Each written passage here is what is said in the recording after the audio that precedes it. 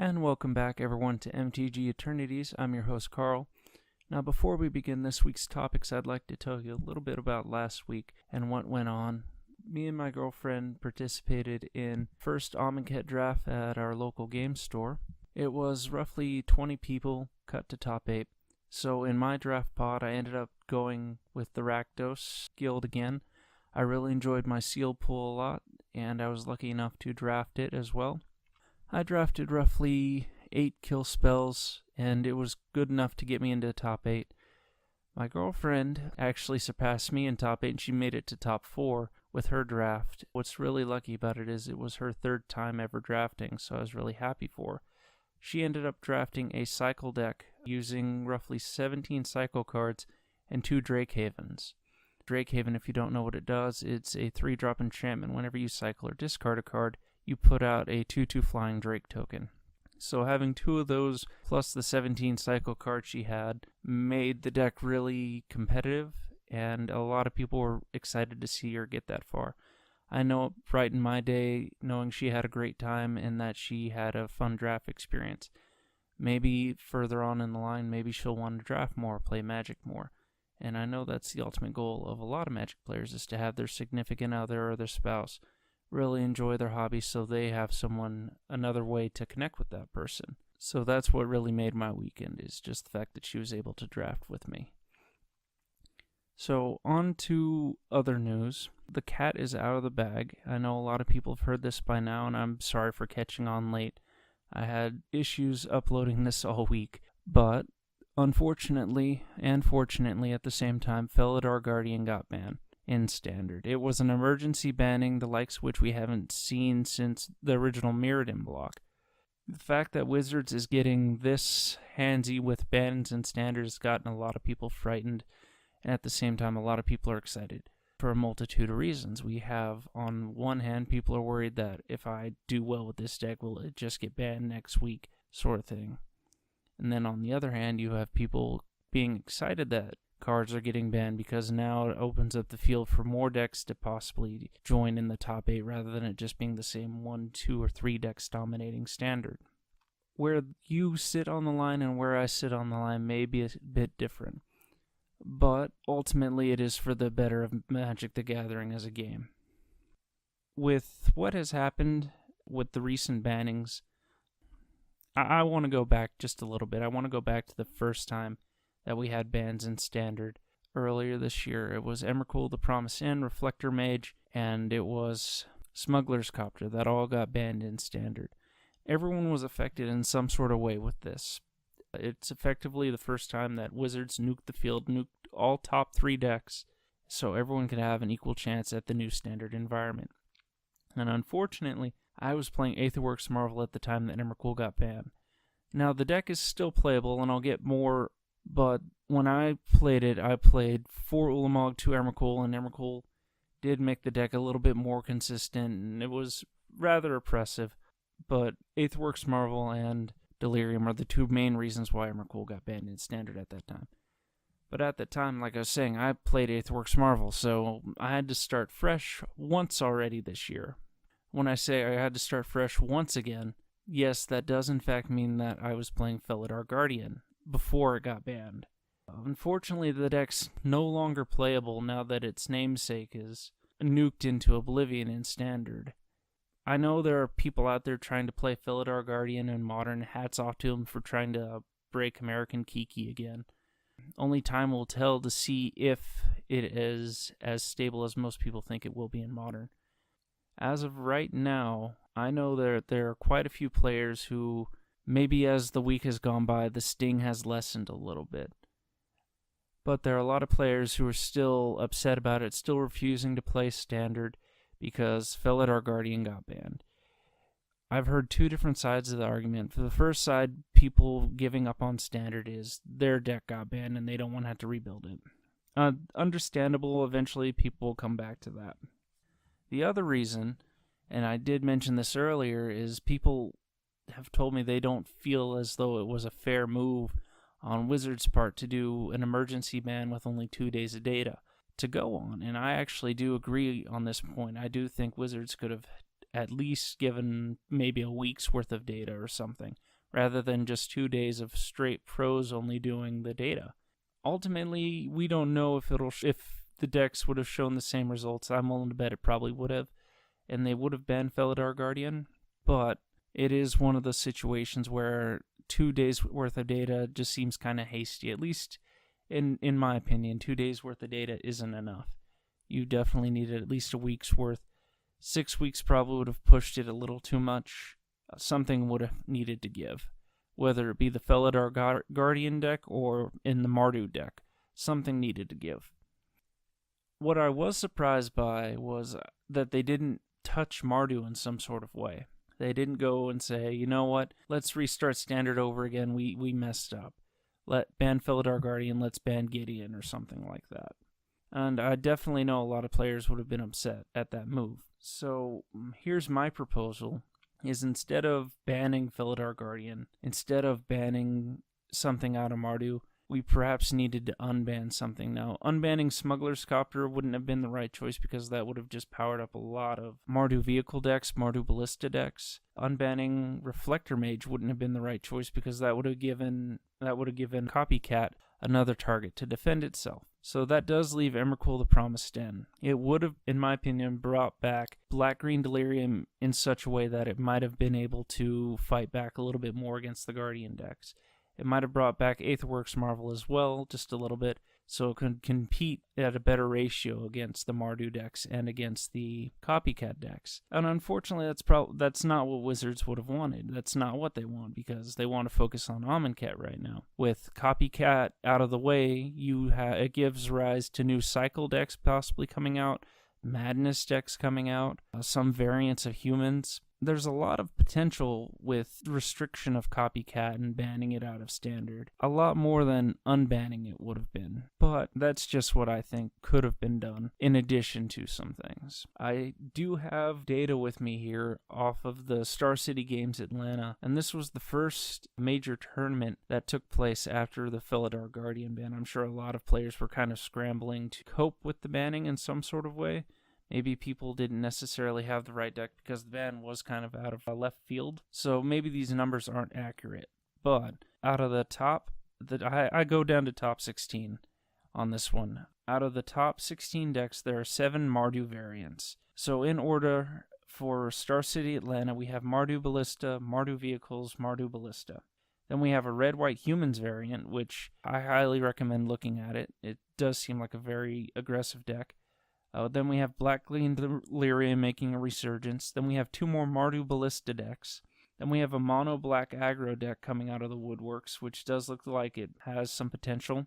We have a Black-Green Energy Constrictor deck, which I think I haven't had a chance to look at it, but it couldn't be too much different than Constrictor already was.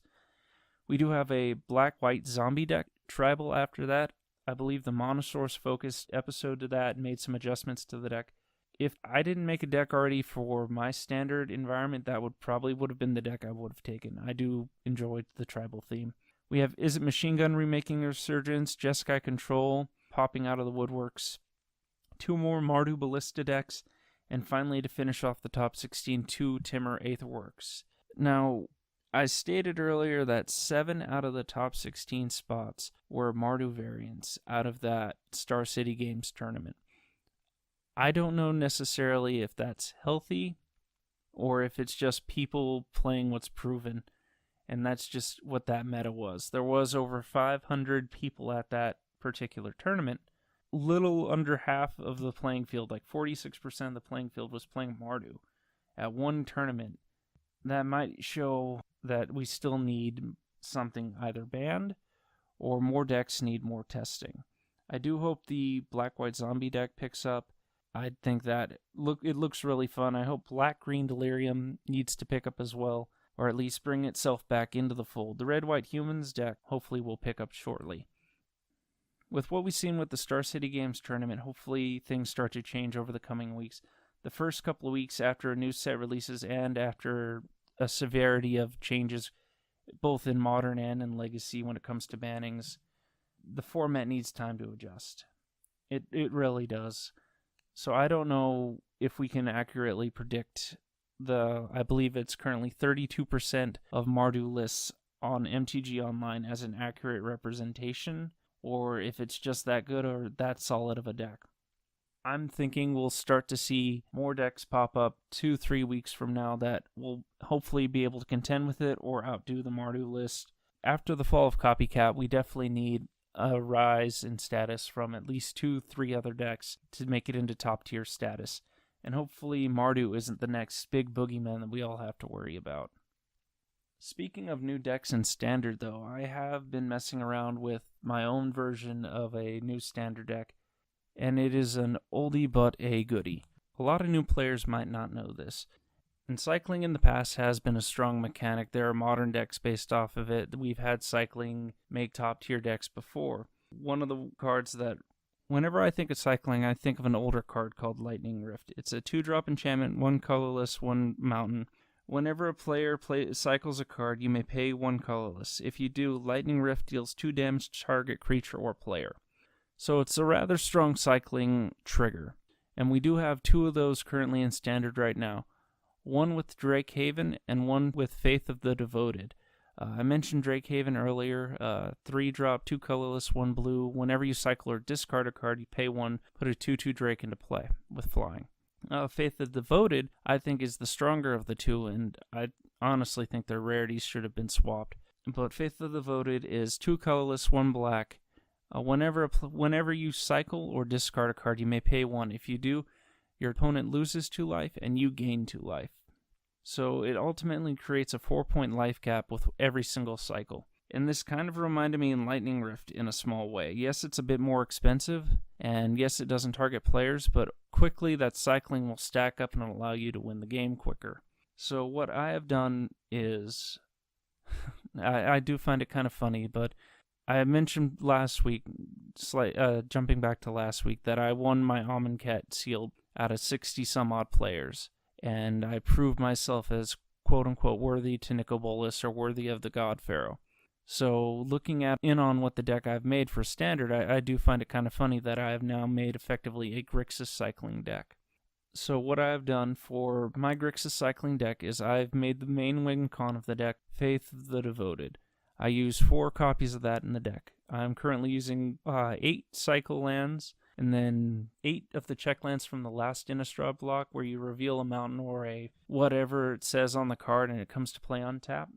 So you can actually work those with the new bicycle lands, reveal them, and they'll come to play on tap. So it's rather a good synergy, I think. I'm using roughly 26, 27, maybe 28 different cycling cards in the deck to help drain my opponent. I have ways to return all the cycling cards back from the grave back to hand, so I could reuse them. I'm using Archfiend of Ifnir as an effective finisher if Faith of the Devoted can't do it.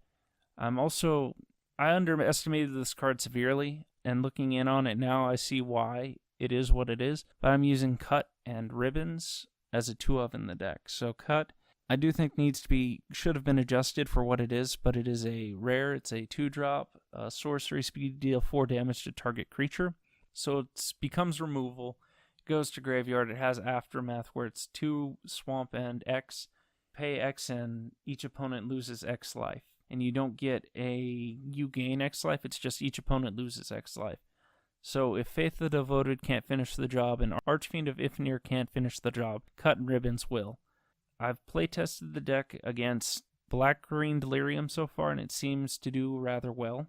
I haven't had the opportunity yet to playtest against Mardu, but I have playtested against several other Standard decks that people are brewing right now, and the Grixis list that I've come up with seems to hold its own. I am still fiddling with the sideboard. I'm debating on whether or not Torrential Gearhulk is a good sideboard card, and a lot of you out there are probably saying yes, it is. But for my deck, it doesn't get nearly as much value as it should, which is why I'm still debating on it. And so a lot of you might be wondering as well, why am I using Faith of the Devoted over Drake Haven? And Drake Haven, although it does provide a lot of blockers, I am using quite a few kill spells in my deck, so it's a Grixis control cycle deck. It does what it does without having to use Drakes. I am running 1 inside just in case somebody manages to rip all of them out of my deck some way, like Lost Legacy or something. That way I have 1 inside in case I need it. I just find that Drake's Haven, at least as a standard card isn't nearly as good as Faith of the Devoted. It does go wide, it does provide blockers, it might help you stave off a turn or two, but there's just so much right now that the Drakes die to. They die to Yahini's Expertise, they die to Sweltering Suns. For those who aren't familiar, it's the new Anger of the Gods, quote-unquote. 2 red, 1 colorless sorcery. It deals 3 damage to each creature, then for 3 colorless you can cycle it. So I'm running that in my Grixis cycle deck as well as a massive board wipe, or at least as best as I can get. It was either that or Yahini's Expertise, and for cycling reasons, I just really enjoy Sweltering Suns a lot better. Overall, the deck seems rather stable, and I'll keep you guys posted. I might even post it to Tap Out or something like that and link it in future descriptions so you guys can check it out. Maybe have some comments or ideas on what to do or what to add to the deck sideboard-wise. But so far, it doesn't seem too bad. Now, if the deck doesn't do well, or if it keeps getting, let's say we're 4 rounds and it keeps breaking even or something like that, I will eventually change. I'm just hoping I don't have to change tomorrow to keep up with the format. I would rather be fair with it and say, yeah, I'll have to shift to black-white zombies. Unfortunately, my version of black-white zombies, I would want 3-drop Lily in there as like a 3-of, just because I really enjoy her ult. With the zombie deck, it's just insane. It's one of those situations where it's near impossible to lose once you have her ult, but I digress. There are other decks that I'm looking at. It should my Grixis cycle deck fail. I'm keeping my eye on the red-white humans deck. I'm keeping my eye on the black-white zombies deck. The black-green delirium deck I'm keeping my eye on. If I have to, I'll switch back to Timur Aetherworks if that is what I need to do. But as of right now, I'm happy with the Grixis cycling deck I came up with. And I'm hoping that I won't have to change much, or it will get me to top 8 consistently, or it'll get me to top 4, or help me win F&M consistently, because that's something what you have to do to grind up those points, to grind up those Planeswalker points so you could eventually become pro or get experience for each tournament that you need to get to. But something else that I found that you can do is you come up with little side projects. And so here's a little side project that I'm now sharing with you guys. Once every couple of months or so, I'm going to share a brew that I came up with for another format. And it's usually a brew that I've playtested and it seems to have done well. And so this month's brew is a modern brew. I'm calling it Prowess for now. The name's changeable, obviously, but... So what it is, the object of the deck, of course, is use Prowess creatures to win against your opponents. So I've playtested the deck a few times, and it plays very similarly to Death Shadow. It'll win rather quick and sometimes out of nowhere if you catch your opponent off guard. I've done a turn 3 win with the deck a couple of times, so far it's not too bad. So I'll link the deck list and Tap Out if you guys want to look at it at the end of the day or something. But for those who are interested in hearing it, I'll go over the deck here real quick. So lands, there are 18. It's 4 Arid Mesa, 1 Island, 1 Mountain, 1 Plains, 3 Sacred Foundry, 4 Scalding Tarn, 4 Steam Vents. So pretty basic when it comes to the lands. Creatures, and what ironically enough inspired me to finally finish off this deck, is 4 of Enigma Drake, 4 Monastery Swiftspear, 4 Snapcaster Mage, and 4 Storm Chaser Mages. A few of you, your wheels are already turning in your heads. I could see it. I could feel it. I could feel it from all the distances we all are away. For those who aren't familiar, Enigma Drake is a 1 colorless, 1 red, 1 blue flying X power 4 toughness creature. It gets X power, where X is the number of instants and sorceries in the grave.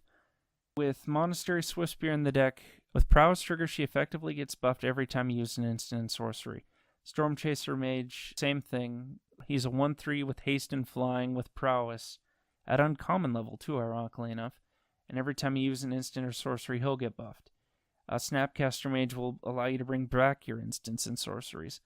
Here are the instants and sorceries we're using for the deck, or at least what I've come up with so far, and that is 4 Serum Visions to help you dig through the deck and predict what you're going to get. 3 Apostles' Blessings to help protect your creatures, and it's 1 colorless, 1 Phyrexian mana, so you are going to take a bit of life loss with this deck, but the object is to be quick. If you go late game, your odds of winning are very slim. So then we have a playset each of Lightning Bolt and Lightning Helix. It's usually direct face damage or targeted removal, and the Lightning Helixes will help you recover some of the life that you may have lost through the Phyrexian spells. Speaking of which, we have a playset of Mutagenic Growth in the deck. It'll enable prowess really quick, and it'll also protect our creatures against lightning bolts if we need them to. It'll help us get the damage in quicker as well. For other removal, we are also using Path to Exile. If we need to, you could use it on your own creature if you need to get a basic land or something, but you definitely would rather use it against your opponent's Death Shadow or just something that's about to kill you. And finally, to finish off the deck, we have a 3 of Timur Battle Rage. It is 1 colorless, 1 red, instant. Target creature gains double strike till end of turn, so an unblocked prowess creature with double strike is already pretty terrifying. But the additional kicker is, with Ferocious, if those creatures are power 4 or greater, they also gain Trample. So if something can block them, odds are the double strike is going to kill them, and then your additional damage is going to go over. With a Mutagenic Growth on a Storm Chaser Mage or on an Enigma Drake, your opponents are going to die real quickly to that. I have had some suggestions so far. Kiln Fiend over some other cards, and Kiln Fiend isn't a bad card. And dies to removal is never an answer, but it doesn't have a way to really protect itself since it's only a +3/+0 every time you cast an instant or sorcery. Yes, your opponents die quicker. To me, it's more of a... And I like glass cannons, but Kiln Fiend's always been a super glass cannon creature to me. But I will say, one suggestion that I really did like was Bedlam Reveler. Bedlam Reveler is an 8-drop, 2 red, 6 colorless. For each instant and sorcerer in grave, he costs 1 colorless less, and when he comes into play, he draws you 3 cards. You discard your hand, he draws you 3 cards, which is, at that point, when you're casting Bedlam Reveler, a godsend. He's effectively a treasure cruise on a stick because he is also a 3/4 with prowess. So if need be, casting 1 instant or sorcery, and he'll already be active to Timur Battle Rage, so then he could start swinging the next turn. So I actually really do enjoy the Bedlam Reveler idea. We'll maybe make some sideboard suggestions. Of course, it's gonna vary game store to game store, but this is what I found worked best so far. 2 more Apostle's Blessings, just in case. 3 Deflecting Palms to help deal with select creatures, help deal with Eldrazi, help deal with stuff that has hexproof, or help deal with other things like that. I did end up putting a 2 of Hurkyl's Recall here to help deal with Lantern control, and it really hurts Affinity, obviously. I have 1 Shattering Spree, so some other people suggested Shatterstorm or Shattering Pulse. I think all 3 ideas are interchangeable depending on course on how thick your meta is filled with Affinity. I have 4 of Spell Pierce. Some people did suggest Spell Snare, and that's not a bad suggestion. It, again, varies meta to meta.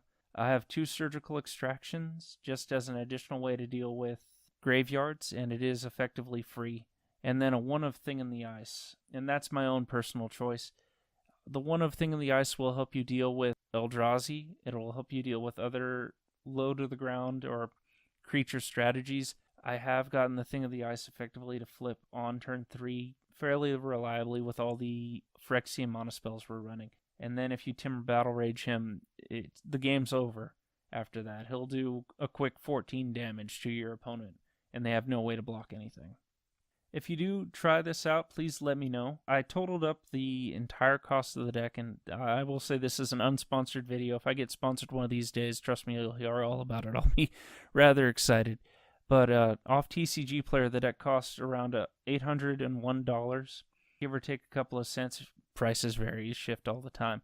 But at the time of building this deck, it cost $801. And that does seem fairly pricey, but it is right in the middle of when it comes to a modern deck. So if you're looking to get into modern, that is right in the middle, where if you wanted to build, like, say, Jund or Death Shadow, I think the price is currently $1,400, $1,500. Merfolk is, again, another $800. There are some cheaper decks you could probably build for $600 or $700, and that's like Burn or something like that the price recently got knocked a lot down to because Goblin Guide got reprinted. But you're still looking at spending quite a bit of money if you're getting into Modern and you want a competitive Modern deck. I would recommend trying out this build if it does seem like something that you'd be interested in. Just please let me know how it goes. I'm all for sharing information, sharing ideas, and personally I'd be rather excited to hear somebody take a top list with this. Or at least something similar. But that being said, that is the close of my show for now. Hopefully you guys enjoyed it. Please like, share, and subscribe on YouTube. You can find me at MTG-Eternities. You can also find me on Twitter at MTG-Eternities. Please follow me there if you can. So until next time, all lines of thought are open for all Magic seekers. This is your host from MTG-Eternities signing out.